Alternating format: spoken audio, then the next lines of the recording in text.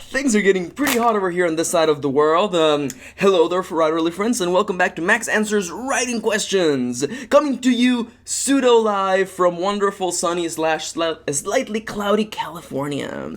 Today, I'm going to be talking about the idea of using real-life people and or places in your writing. But before I go tackling questions and giving my answers, I want to give you, as always, the formal disclaimer and remind you that the following is clearly just my advice, my opinion, and what works for me. Don't take it as gospel. Instead, take it as the advice and words of a person who is slightly dying from the heat. Also, it's been like forever since I've had my Mount Fuji fan on a video.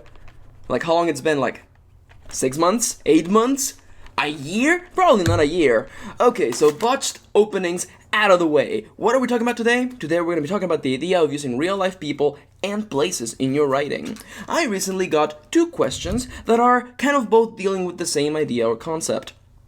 The first question, which I got through Tumblr, was around the idea of a person who wanted to have their story set in a town in the United States. Not a particular town, but a town, like a real-world place. Now, the other question, which I got through Twitter, which, by the way, it's the quickest and fastest way to get a hold of me.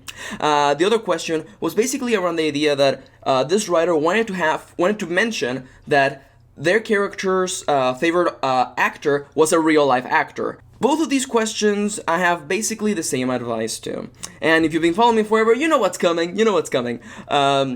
In my personal opinion and my own personal experience, as I've always said, this is merely just what I think. In my experience, I think that creating your own setting, creating your own place, and creating your own references and, musical bands and people is usually the least problematic way to go about doing things. There's a whole, copyright thing, and there's a couple of legal problems with using real-life people. Places is less of a problem, but people is kind of a really great place, and I like to steer people away from using real-life people and real-life things, because it can be problematic. It doesn't always is.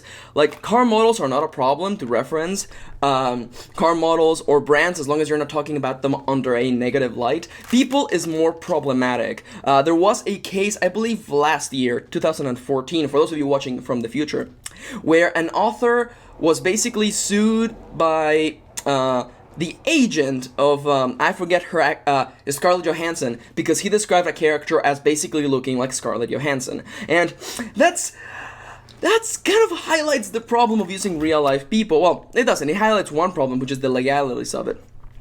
The other problem for me that I basically told people, and the main issue that I have with using real-life peoples and places, is that, first off, as much as I understand the idea, because you want to use a real-life place to make it seem authentic, to make it seem as though it's a real thing, and that's a cool value, and I totally get it, and I totally give you credit for wanting to go out and do something like that. But there's a little bit of a problem, and that is the problem is that the town, the person, the band you want to reference, the thing you want to have in your story that is actually from the real world, is not going to stay the way that you reference it forever. One of the examples that I gave to the person on Twitter who was asking me about, I want to use a real life person. I want to reference them in my book. And I'm like, that's cool.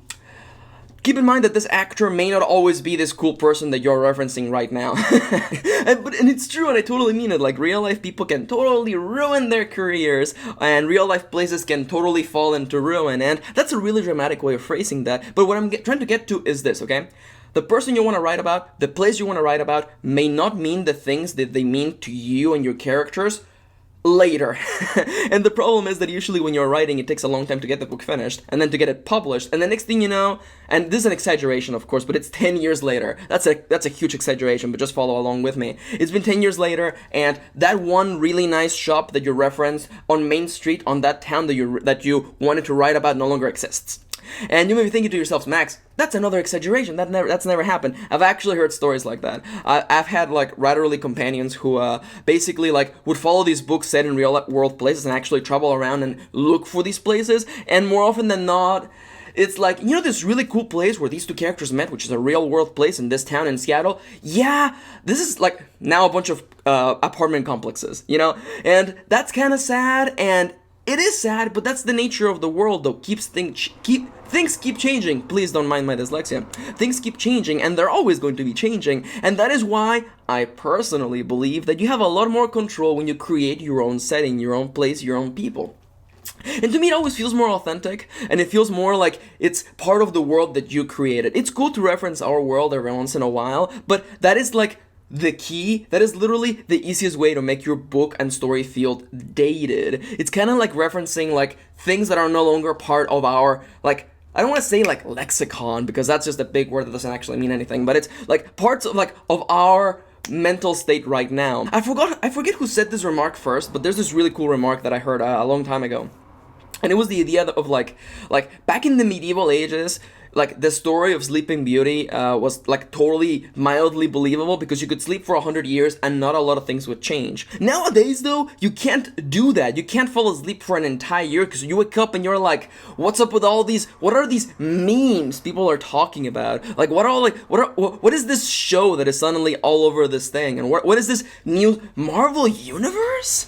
Wait a minute, Disney owns everything now?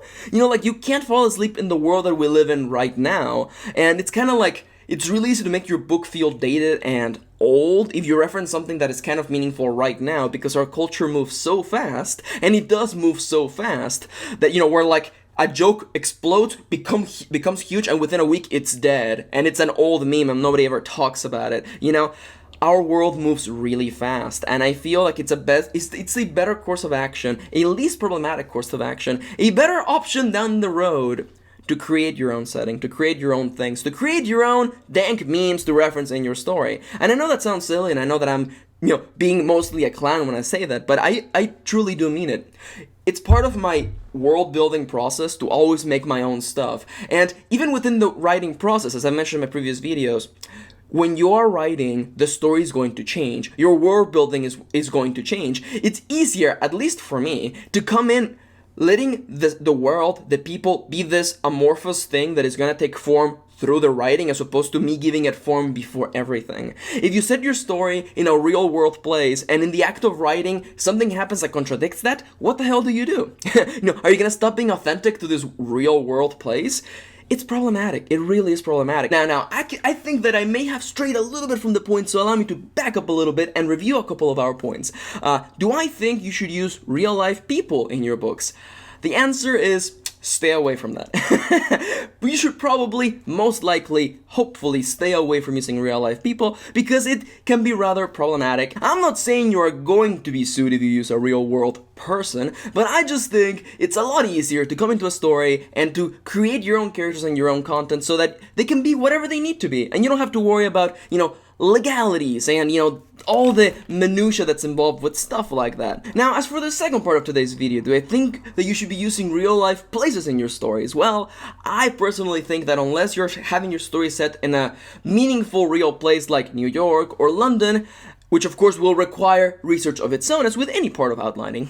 Otherwise, I think that you're better off just making your own place, making your own city that can be whatever you need it to be for the story. As I have mentioned in the past, writing is the act of discovery, and I think that this act is a lot easier when you have the freedom to let the story be whatever it needs to be, without having these hard rules about real-world places that will eventually change in time. I think that the act of writing becomes a lot easier, and that's what has made writing a lot more fun for me, to be able to come in and to see the story change and develop as you write it. And that's pretty much all I have to say about this particular subject. If you have thoughts on your own or questions you would like to ask me, please feel free to go down into the comments below and leave them there. Thank you for watching, thank you for spending a little bit of your day with me, and I'll be seeing you soon. Mwah.